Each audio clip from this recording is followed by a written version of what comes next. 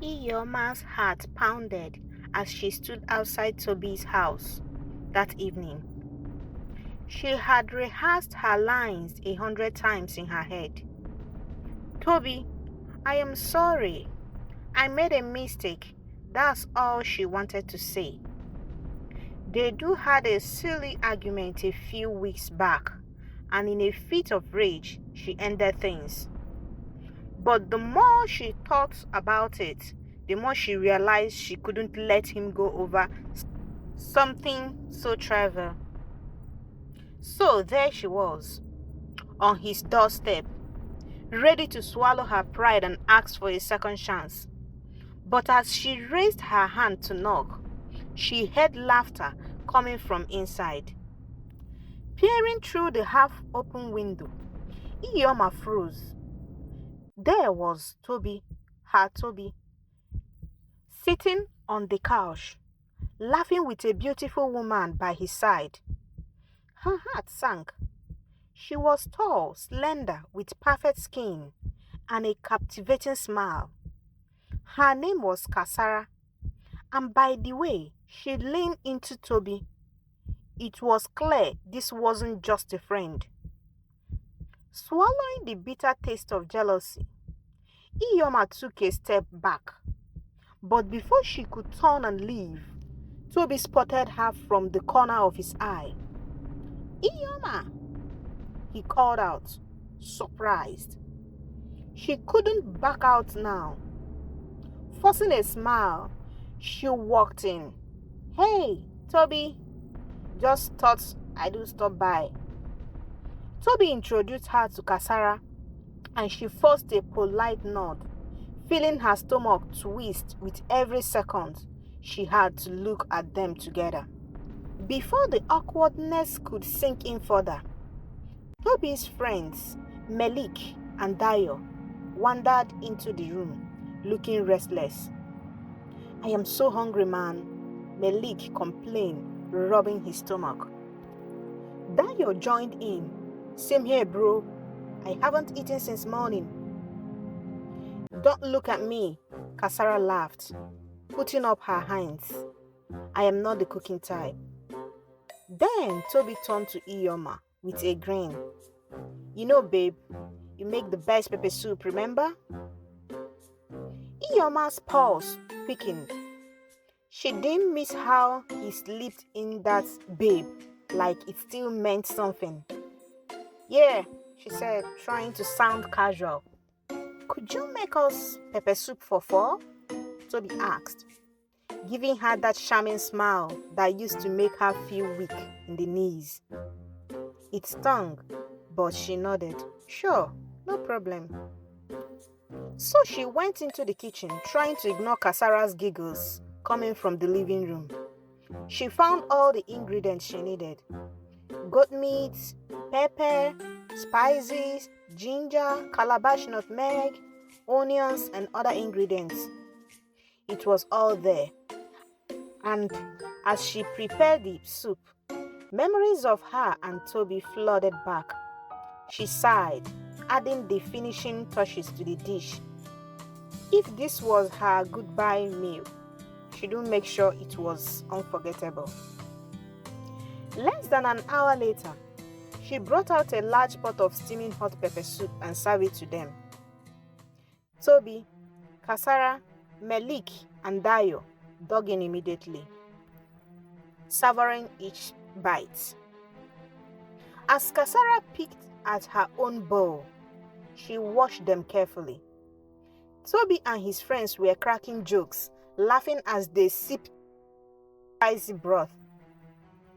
Even Kasara seemed to enjoy it. But as the minutes passed, Iyioma noticed something odd. First, Melik clutched his stomach, his face contorting in pain. "Ah, my belly!" he groaned, shifting uncomfortable in his seat. Then Dayo's expression changed. He drew back, clutching his side. What is in this pepper soup, Iyioma?" Iyioma was just about to answer when Toby himself doubled over, gasping. Something doesn't feel right.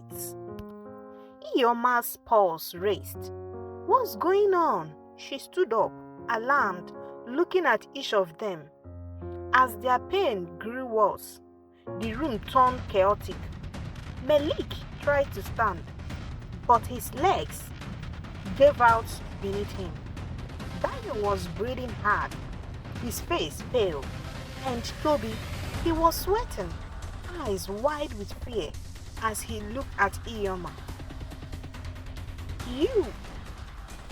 What did you put in the soup, Iyioma? He stammered, barely able to keep his balance. What? I didn't do anything, Iyioma cried. She looked over at Kasara, who was watching the chaos unfold with an unsettling calmness in her eyes.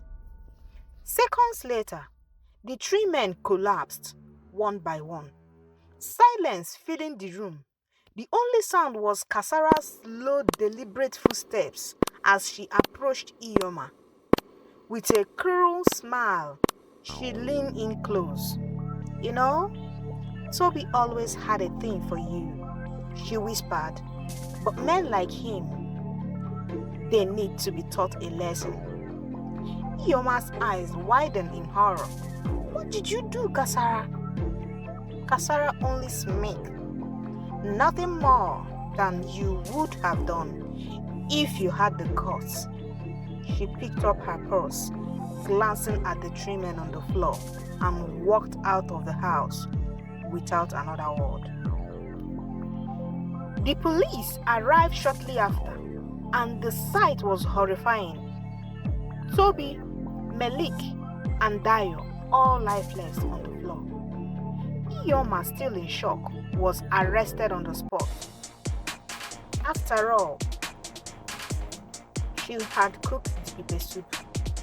She was the only one who could have poisoned it. The police didn't buy her story about Kasara.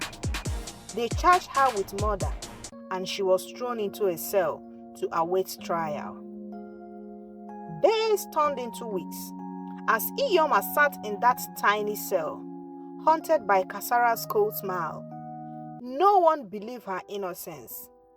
Friends, family, even her own mother doubted her story. They thought jealousy had driven her mad. Why else would she kill the man she claimed to love? Months passed, and Iyoma's trial drew closer. Her lawyer was preparing her to plead guilty to get a lighter sentence. She had nearly given up on hope when a stroke of luck changed everything. A young detective named Tony had taken a special interest in her case. He wasn't convinced that the soft-spoken girl before him could have committed such a violent crime. He spent countless hours reviewing every piece of evidence, every witness statement. But what caught his attention was the missing link in all of it: Kasara. Tony's instinct told him there was more to this woman than anyone realized. So he dug deeper, pulling up records, asking around, and eventually he found something that broke the case wide open. Kasara wasn't just a casual fling in Tony's life. She had a dark past, one that included multiple relationships where things had mysteriously gone wrong. Several of her past boyfriends had reported strange accidents, and one had even ended up in the hospital due to suspected poisoning. But no one had ever connected the dots. The day of Iyoma's trial arrived, and the courtroom was packed. She sat there, her heart pounding, as the prosecution presented its case, painting her as a jealous lover driven to murder. But then, Tony stepped forward. With a calm, steady voice, he presented his findings. He showed the judge and jury a pattern of accidents that surrounded Kasara. He reviewed witness testimonies, old hospital records, and even managed to get a former boyfriend of Kasara to testify about her violent streak. As Tony spoke, the jury's gaze shifted from Iyioma to Kasara, who was sitting in the back of the courtroom. By the time he finished, the courtroom was silent. Kasara was brought in for questioning. Under pressure, her story fell apart. Pieces by pieces, the truth came to light. Kasara had indeed poisoned the pepper soup, adding far too much for the deadly powder she do mix in, thinking it would only cause stomach pain. But her dosage had been too high, and instead of just making Toby sick, it had killed him and his two friends. She carried out the evil deed the moment Iyioma stepped out of the kitchen to use the toilet. She also took activated charcoal before eating her own portion of the pepper soup. Iyioma was declared innocent. Her name cleared after months of suffering. As she walked out of the courthouse, she felt a mix of relief and sorrow. She had lost so much, but at least she was free. Kasara, on the other hand, was sentenced to life imprisonment. Her sinister games finally come to an end.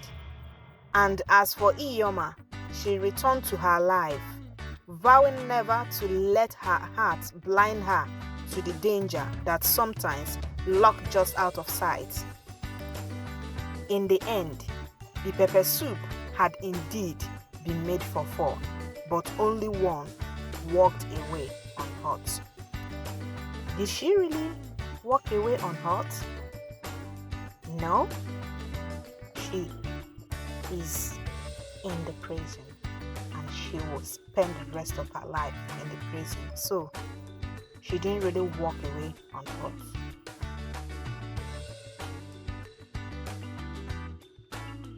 Dear listeners, I would like to clarify that the story you have just listened to is a work of fiction and not based on real events or individuals, including myself. While some elements of the story may be inspired by real-life experiences or observations, the characters, events, and situations portrayed are entirely fictional. Any resemblance to actual persons, living or dead, or actual events is purely coincidental. Thank you for taking the time to listen to this story, and I hope you enjoyed the fictional journey it took you on. Thank you. Subscribe, like, and comment for more stories.